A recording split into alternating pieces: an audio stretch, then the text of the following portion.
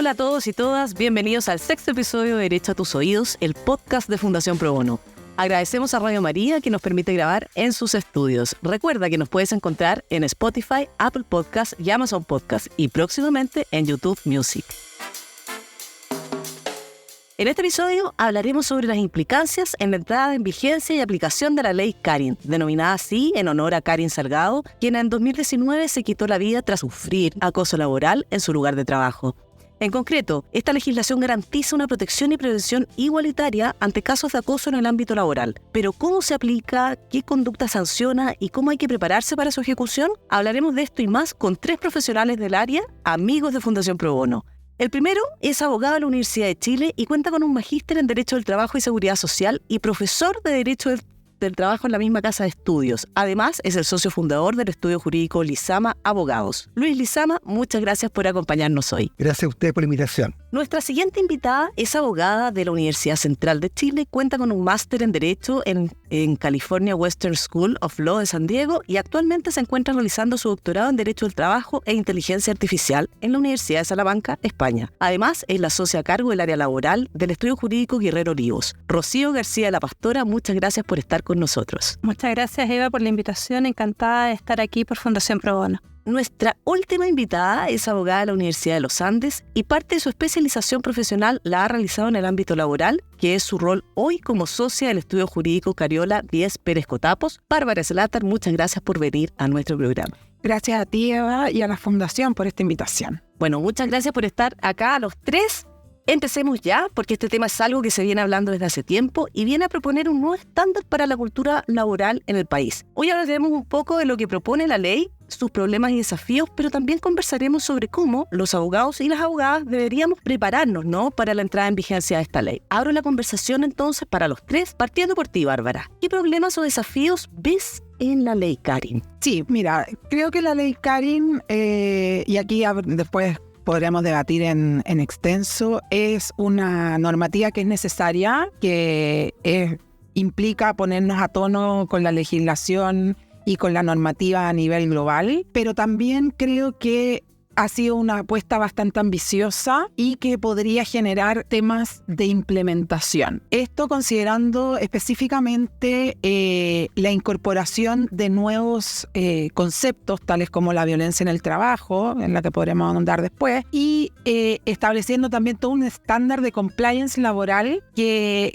va a generar un requisito de estructuras internas más compuestas y robustas, sin contar además con un proceso de educación sobre las relaciones laborales en el marco de esta nueva normativa, considerando además los nuevos principios que ya trae. No sé, Rocío, si tú coincides o tienes algo. Mira, gracias, Bárbara. Sí, yo creo que nadie puede poner en duda la necesidad de fortalecer la protección para la salud mental de las personas. El estar en un ambiente de trabajo muchas veces estresante, con una carga familiar, económica, social importante, genera una necesidad de protección y en ese sentido fortalecer las figuras que ya existían de acoso laboral y sexual, ampliar a la figura de violencia en el trabajo me parece importante. Pero sí, como desafío, es una ley que también requiere una implementación que en un primer discurso parece muy atractivo, pero que la verdad, llevado a la práctica, atendía a las diferentes realidades que tenemos hoy día de empresas en Chile, de tamaños, de acceso a una asesoría o a una capacitación, se ve complejo de que se pueda finalmente implementar con el grado de pretensión que requiere esta ley en realidades tan distintas como las que tienen las MIPE de las grandes empresas en Chile. Para mí eso es un tema, no sé, Luis. A ver, la ley lo que hace fundamentalmente es implementar el convenio 190, que es un convenio que, desde el punto de vista jurídico, no es autoejecutable. Esto es, el Estado ratifica el convenio sobre prevención de acoso y violencia en el trabajo y luego tiene que adaptar su regulación interna del modo que lo estime pertinente. En el caso nuestro, lo que ha habido es una regulación que yo rescato sobre todo el aspecto preventivo. Esto es una regulación que, sin alterar demasiado la estructura actual, de acoso sexual y acoso laboral, porque en general se mantienen las mismas definiciones, salvo en el caso del acoso laboral, que se permite que se pueda constituir, digamos, bastante una sola conducta, no requiere reiteración.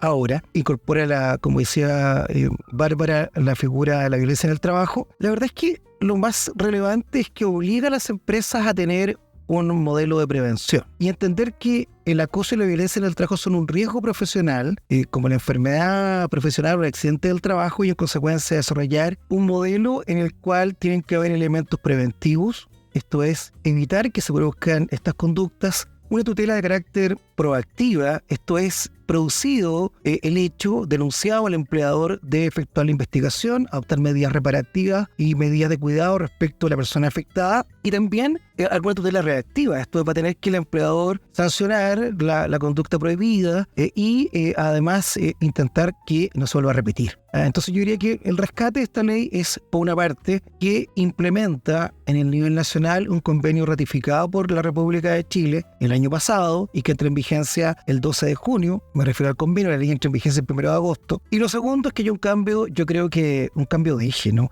en el derecho al trabajo, que de estar puesto el énfasis en el conflicto, pensemos en la huelga, cuando uno negocia colectivamente un juicio laboral, cuando has despedido a un trabajador, a una mirada de carácter preventiva que obliga a las empresas a desarrollar un modelo de compliance en la que, insisto, el riesgo pasa a ser el acoso y la violencia en el trabajo. Ahora, claro, ahí también, como me tomo un poco de lo que decía Rocío, ¿verdad? Que esto también va a afectar, claro, grandes empresas, sin duda, pero aquellas que son medianas, aquellas que son pequeñas.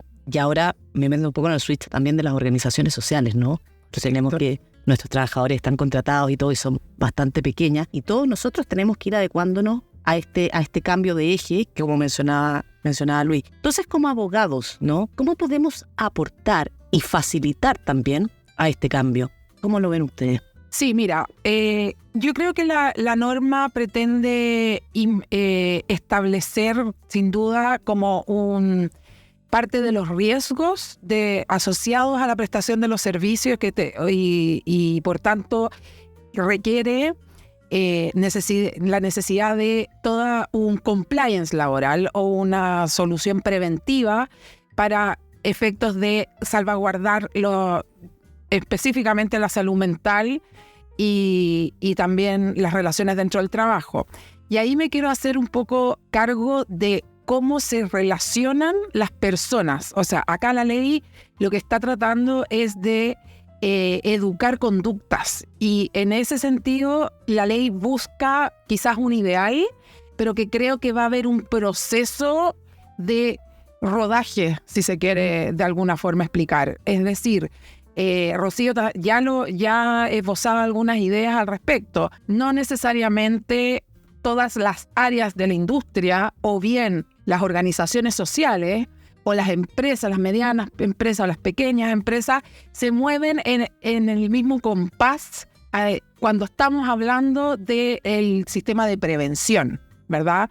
Sin ir más lejos, no es lo mismo el trato dentro de o lo que se considera como un maltrato o quizás un acoso en la jerga de la construcción versus lo que podría ser, ¿verdad?, en el sector de la salud o en el sector del empresariado o de las colectividades sociales. Y eso va a implicar que nosotros como abogados instemos también a hacer un trabajo colaborativo con todos los miembros de las estructuras dentro de las organizaciones. Es decir, aquí va, creo, y desde lo muy profundo, que nosotros como abogados tenemos que instaurar esto como una medida de conversación y además instar a que se creen grupos multidisciplinarios dentro de las organizaciones, conociendo, por cierto, cuáles son sus estructuras. ¿Para qué? Para ir creando la concientización.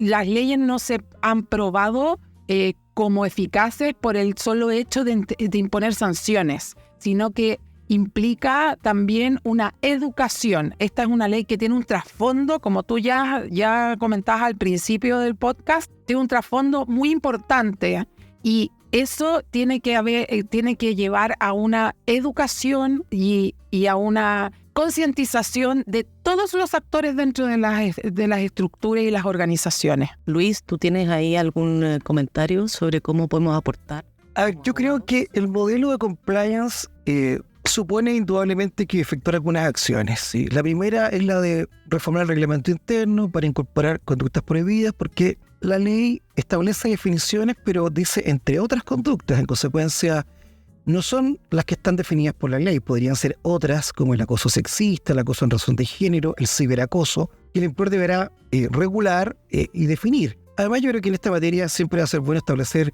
una suerte como de listado de conductas que podrían estar prohibidas por el empleador. Entonces, uno es el reglamento interno, luego el protocolo de prevención de acoso y violencia en el trabajo, los procedimientos de investigación, un canal de denuncias que es anónimo, y yo imagino que probablemente esa información va a estar disponible en forma abierta, creo yo, en la internet. O sea, me imagino que los abogados vamos a elaborar estos documentos y luego van a estar disponibles para toda la comunidad. Yo dudo que alguna empresa tenga algún documento demasiado exclusivo, ¿no? Sino que van a ser probablemente de conocimiento universal y compartido sin ninguna dificultad. Pero yo diría que efectivamente, y rescatando lo que ha dicho tanto Rocío como Bárbara, a mí me parece que el tema central es un cambio cultural, porque lo que propone la ley, hay un principio que es clave, ¿no? Que es el principio de la dignidad de las personas. O sea, el deber general del empleador es garantizar un trato libre de violencia a sus trabajadores. Trato libre de violencia, el artículo 2 del Código del Trabajo.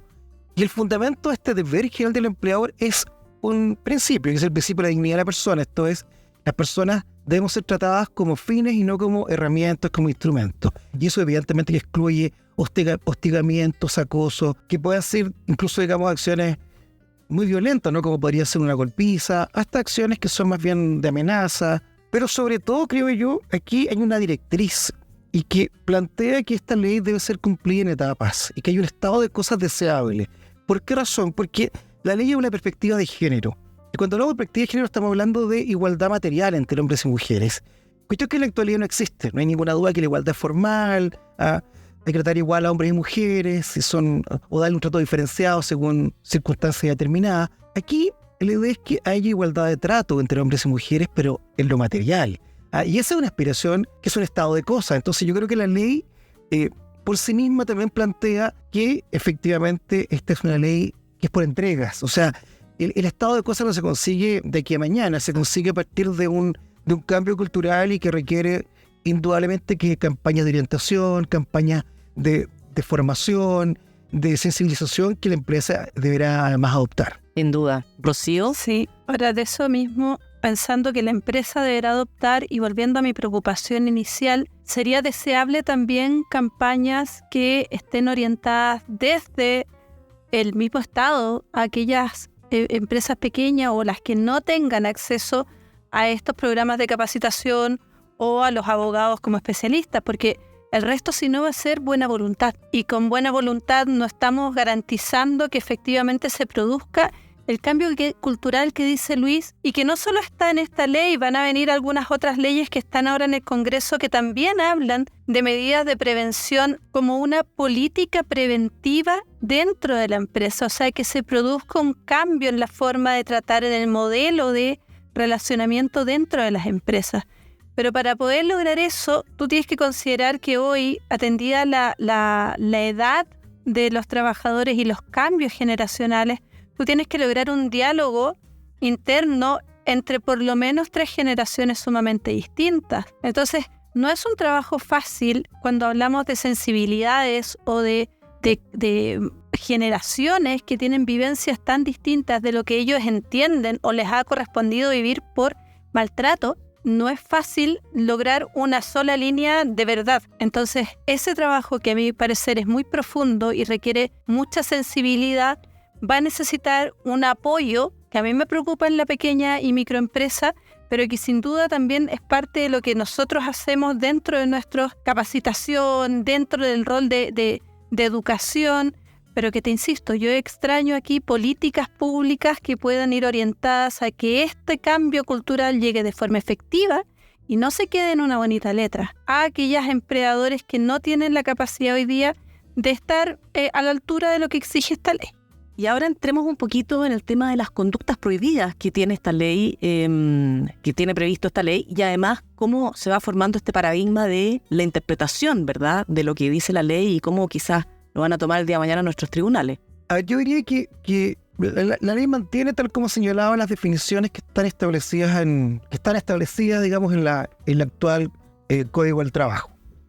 Acoso sexual sigue siendo definido como el acoso sexual quid pro quo, o sea, requerimientos sexuales desde el superior al inferior. El acoso laboral supone efectivamente una modificación porque contempla la posibilidad que se configure el acoso laboral en la medida en que se verifique solamente una conducta de hostigamiento, de amenaza a las oportunidades de empleo de una persona. Y aparece una figura nueva, que es la violencia en el trabajo, en la que lo que se establece es que cualquier conducta, digamos, que se pueda efectuar por un tercero, con el cual no hay vínculo jurídico laboral, pero que afecte a un trabajador de la empresa, va a configurar, digamos, esta conducta prohibida. El ejemplo típico podrá ser el del cajero que es hostigado por un cliente del banco, o el caso del enfermero en que los parientes del paciente lo agreden, digamos, o lo amenazan. Y ahí, evidentemente, que hay una figura nueva establecida en el Código del Trabajo con esta figura de la violencia en el trabajo. Yo diría que aquí lo más importante de todo, porque había una crítica que se ha efectuado a la ley en el sentido que las definiciones son exactamente iguales y que no habría habido un cambio en acoso sexual. Pero nuestros tribunales han entendido que en acoso sexual está comprendido el quid pro quo que está definido por la ley, del cual hemos hablado, el acoso ambiental, esto es que el empleador permita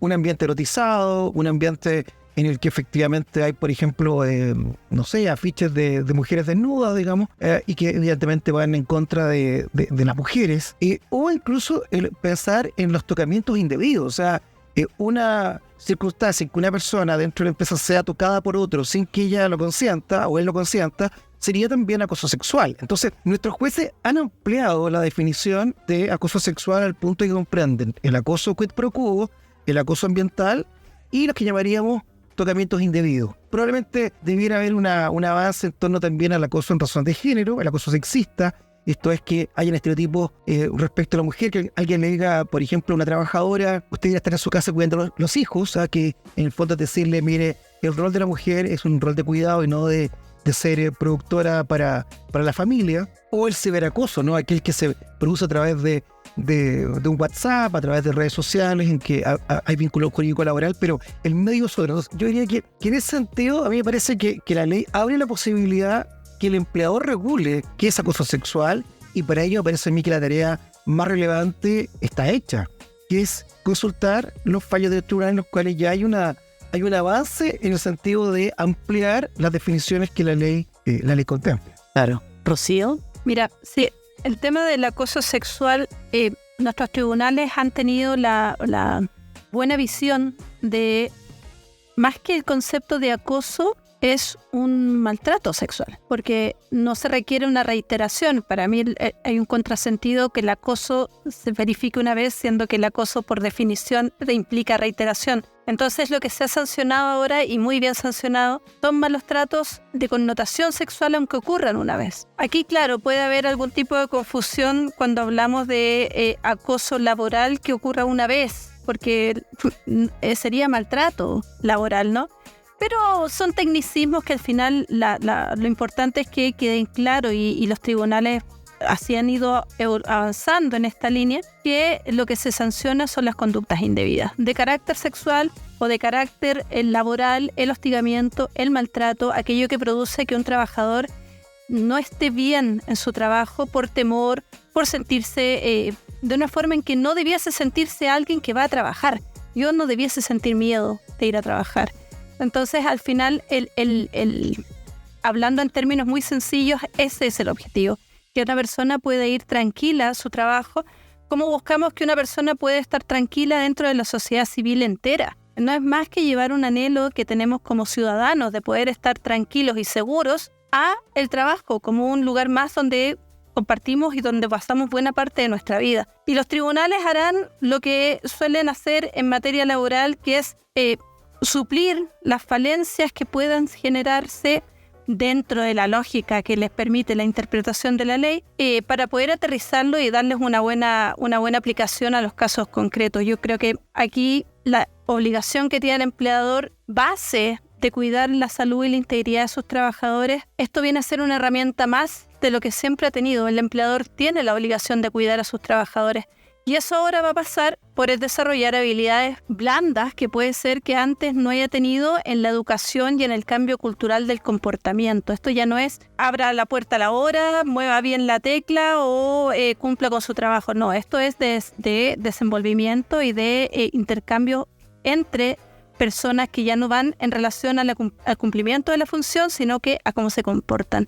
Eso va a ser un muy bonito desafío y yo creo que el problema en realidad, pero les voy a dejar ahí más a Bárbara para que no votarlo, va a ser qué va a pasar cuando ese maltrato provenga de terceros. Eso sí que va a hacer esta ley un poco impracticable y provoca una crítica de, en realidad, ¿es realizable esto o no? Ahí viene Bárbara con su interpelación. Me dejaste un buen desafío. Claro. Sí, a ver, como Luis ya muy bien lo dijo, tenemos un nuevo set de conductas que bajo el alero de la violencia en el trabajo, que aquí entra a ampliar, si queremos verlo, el deber de protección del empleador, no respecto o no limitado a quienes son personas de su dependencia, sino respecto de terceros ajenos. Y aquí tirando líneas en borrador, como todos los abogados cuando leemos las leyes, ¿verdad? Y empezamos a hacer un poco de ponernos en los peores escenarios. Exacto. Porque así como funciona nuestra cabeza, vamos generalmente a plantearnos los desafíos. Y aquí se podría dar una violencia en el trabajo desde un trabajador de un contratista con respecto a un trabajador de la principal, que genera un desafío, ¿cierto? Porque yo, empleador directo, empresa principal, pongámonos en este supuesto, tengo la potestad respecto de mi trabajador para investigar, para requerir información, etcétera, pero no así respecto de personal de terceros, ¿verdad? Pero en el caso del prestador de servicio, del contratista, eventualmente el desafío se podría plantear de cierta forma estableciendo en las relaciones comerciales, ¿verdad?, algún tipo de obligación del empleador, del denunciado, en este caso, para que exista una obligación de participar en la investigación o proveer de los antecedentes.